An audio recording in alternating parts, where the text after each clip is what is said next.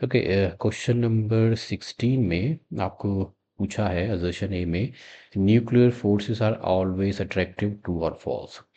तो इसका अगर हम एनालिसिस करें, जो न्यूक्लियर फोर्स है जो है that is the force between two nucleons at nucleus के अंदर जितने भी न्यूक्लियंस हैं, प्रोटॉन्स और न्यूट्रॉन्स, या प्रोटॉन और प्रोटॉन कोई भी पेयर आप बना सकते हो, प्रोटॉन न्यूट्रॉन न्यूट्रॉन न्यूट्रॉन या न्यूट्रॉन प्रोटॉन के बीच में जो फोर्स है उसे हम बोलते हैं न्यूक्लियर फोर्स। और ये अट्रैक्टिव होती है ऑन इट स्पेसिफिक डिस्टेंस। जब दो न्यूक्लियंस के बीच का जो डिस्टेंस है ये अगर ग्रेटर देन 0.8 फर्मी है तो न्यूक्लियर फोर्स अट्रैक्टिव होती है। जैसे ही ये डिस्टेंस 0.8 फर्मी से कम आएगी, मीन्स एक्सट्रीमली शॉर्ट डिस्टेंस, ये 1 फर्मी जो है that is equal to 10⁻⁻15 metre, this is very small distance, ये रिपल्सिव हो जाती है।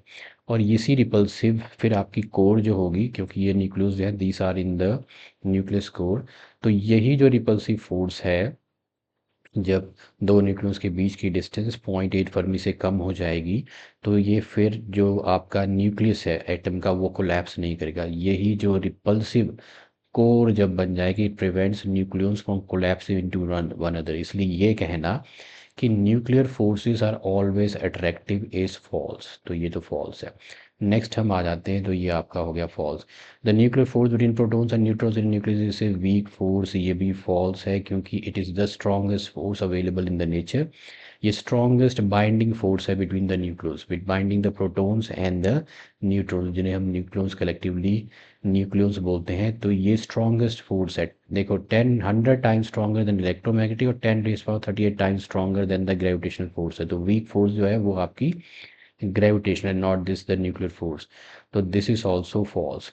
तो nuclear force are always attractive, false. Nuclear force nuclear is weak in nature, false. तो इसका जो करेक्ट ऑप्शन आपको चूज करना है दैट इज डी।